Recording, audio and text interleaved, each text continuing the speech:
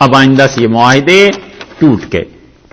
فصیحو، پس سیاحت کرنا، چلو پھرو اے مشرکین فی الارض، زمین میں، اربعۃ اشہر، 4 مہینے، وعلموا، اور یاد رکھو، انکم، کہ تم مشرک، غیر معجز اللہ، ہرگز ایسے نہیں ہو کہ تم اللہ تعالی کو تھکا سکو، بالکل ایسے نہیں کہ اللہ کو تم تھکا دو.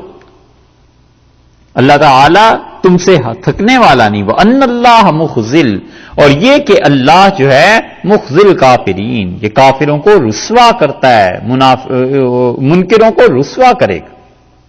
اب یہ معاہدے ختم ہوئے اور تم لوگ ان 4 مہینوں کے اندر اندر اپنے لیے نئی جگہ کچھ دیکھ لو، مکہ مکرمہ کو، حجاز کو خالی کر دو. اللہ نے یہ طے کر دیا ہے کہ اب اسے اسلام کا مرکز بنائے گا. اس لیے وہ جو معاہدے رسول اللہ صلی اللہ علیہ وسلم نے کیے تھے، تم نے بعض نے توڑے ہیں، بعض نے نہیں توڑے، ان کی الگ الگ کیٹیگریز آگے بنا دی ہیں. اللہ نے فرمایا ہے کہ 4 مہینے کی مہلت دیتے ہیں. یہ حکم نازل ہوا ہے شوال 9 ہجری میں. تو جب شوال 9 ہجری میں یہ حکم آیا تو اس کا مطلب یہ ہوا کہ 4 مہینے تو بنتے نہیں. ذی قعدہ اور ذی الحج میں پڑھ کر یہ سنایا گیا ہے تو یہ 3 مہینے بنیں گے. شوال کے جو باقی دن تھے، ذی قعدہ پورا مہینہ اور ذی الحج کے جو ابتدائی دن تھے وہ، اور بس اس کے بعد پھر رجب تھا. رجب اس میں شامل نہیں ہے. اس سورہ کو کہتے ہیں سورہ توبہ.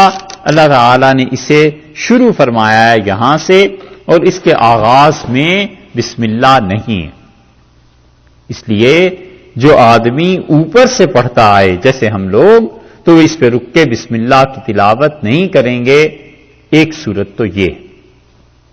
دوسری صورت یہ ہے کہ کوئی آدمی یہیں سے پڑھنا شروع کرے تو پھر وہ بسم اللہ پڑھے گا، اس لیے کہ یہ صورت اور سب صورتیں اس اعتبار سے برابر ہیں کہ اعوذ باللہ بسم اللہ اس کے بعد پڑھے. اور تیسری بات اس میں یہ ہے کہ جو لوگ اس صورت کے آغاز میں، یہاں بھی دیکھ لیں لکھا ہوا اعوذ باللہ من النار ومن شر الکفار، اور یہ جو جملے ہیں یہ کہیں سے بھی ثابت نہیں ہیں، نہ ہی یہ پڑھنے چاہیے. یہ ایک بدعت کی چیز ہے، نئی چیز ہے جو لوگوں نے اپنے پاس سے ایجاد کر کے لکھ لیا اعوذ باللہ، اور یہ پھر چھاپتے چلے جاتے ہیں. ایسے ہی جو کاتب ہوتے ہیں انہیں بھی کچھ پتا نہیں ہوتا.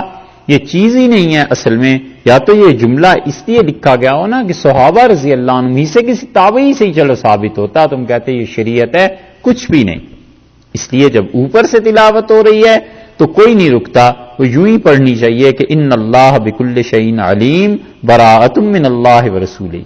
اور اگر شروع خود سے کر رہا ہے تو سورہ توبہ کو یہاں سے شروع کرے یا سورہ توبہ کو درمیان میں کہیں سے بھی شروع کرے تو پھر اس کا حکم واقعی ایسے ہی ہے جیسے باقی قرآن پاک. اور اس سورت کا نام دوسرا سورہ فاضحہ بھی ہے. فاضحہ یعنی جو منافقین کو رسوا کرنے والی ہے. بدر کے بعد اب اللہ تعالی نے اس میں ایک تو ہجرت کا ذکر فرمایا ہے، پھر اللہ تعالیٰ نے اس صورت میں مشرکین کے ساتھ جو معاہدے تھے ان کا ذکر کیا ہے تاکہ مکہ مکرمہ اللہ کے دین کا ایک مرکز بن جائے. اور پھر اسی طرح اللہ تعالیٰ نے زیادہ ذکر کیا ہے غزوہ تبوک کا، اور جو منافقین کرتے رہے ہیں اس میں بہانے اللہ تعالیٰ نے اسے اس میں بیان کیا ہے.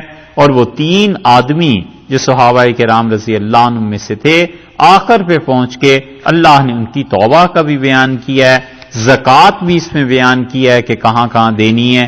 اور اسی طرح نبی کریم صلی اللہ علیہ وسلم کی تعریف پہ اللہ نے اس صورت کو پورا کیا ہے. 129 آیات ہیں اس صورت کی. انشاءاللہ آئندہ نشست سے یہ شروع کریں گے. کل اور پرسوں 2 دن تو بیان نہیں ہوگا.